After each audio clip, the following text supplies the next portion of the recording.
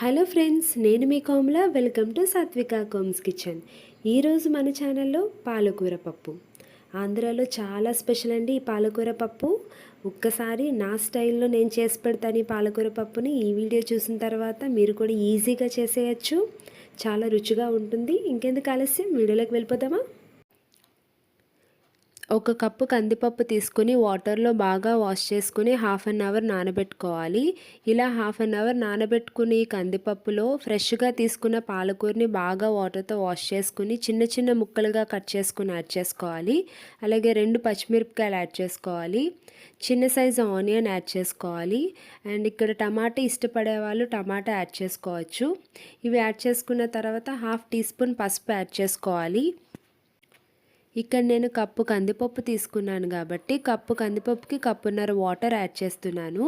ఆ తర్వాత మనం విజిల్ పెట్టేసుకోవాలండి. ఈ కుక్కర్ని గ్యాస్ మీద పెట్టేసుకొని 3 విజిల్స్ వచ్చే వరకు కూడా మనం ఇలా కుక్ అవ్వనివ్వాలి. 3 విజిల్స్ వచ్చిన తర్వాత మళ్ళీ సిమ్లో పెట్టుకుని ఒక 5 మినిట్స్ వరకు కూడా కుక్ అవ్వాలి. అప్పుడే పప్పు చాలా మెత్తగా బాయిల్ అవుతుంది. ఇలా విజిల్స్ వచ్చే వరకు కూడా మనం కుక్ అవ్విన తర్వాత గ్యాస్ ఆఫ్ చేసేసుకోవాలి.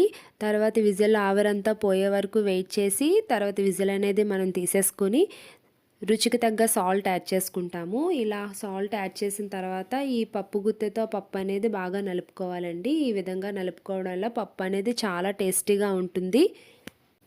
ఇలా బాగా నలుపుకున్న ఈ పప్పుకి ఇప్పుడు తాలింపు వేసుకుందామండి.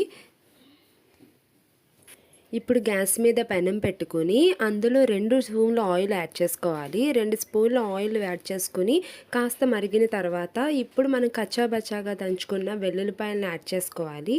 ఈ వెల్లుల్లిపాయలు కాస్త వేయించుకున్న తర్వాత ఇప్పుడు పోపు దినుసులు యాడ్ చేసుకోవాలి.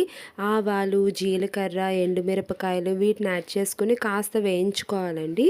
ఇలా వేయించుకున్న తర్వాత ఆల్రెడీ మనం కుక్ చేసుకుని పక్కన పెట్టుకున్న పప్పుని ఇప్పుడు యాడ్ చేసుకోవాలి.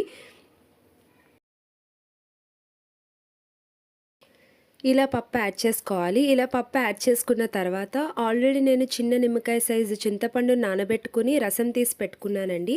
ఈ రసాన్ని ఇప్పుడు మనం పప్పు పాలకూరలో యాడ్ చేసుకోవాలి. ఇలా యాడ్ చేసుకున్న తర్వాత కారం తినే వాళ్ళైతే కొంచెం కారాన్ని యాడ్ చేసుకోవచ్చు. లేదంటే ఆల్రెడీ మనము ఎండుమిరపకాయలు, పచ్చిమిరపకాయలు యాడ్ చేసుకున్నాం కాబట్టి ఆ కారం సరిపోతుంది. అండ్ ఇలా కారం యాడ్ చేసుకున్న తర్వాత కాసేపు కలుపుకొని ఒక 5 మినిట్స్ వరకు దీన్ని కుక్ అవ్వనివ్వాలండి. 5 మినిట్స్ తర్వాత మనం ఈ స్టేజ్లో దించేసుకోవచ్చు. మీరు చూడొచ్చు మన పప్పు అనేది రెడీ అయిపోయింది. ఇంకా మనం సర్వ్ చేసేసుకోవడమే.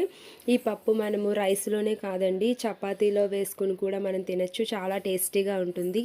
ఒక్కసారి ఈ విధంగా ట్రై చేసి చూడండి. చాలా ఈజీగా అయిపోయే ఈ పప్పుని మనం ఇంకా ఈజీగా చేసేసుకోవచ్చు. చూస్తేనే నోరు ఊరిపోతుంది కదా. మీరు కూడా మీ ఇంట్లో ట్రై చేసేయండి. నచ్చితే మీ రిలేటివ్స్కి, మీ ఫ్రెండ్స్కి షేర్ చేయండి. Subscribe my channel. Thank you for watching.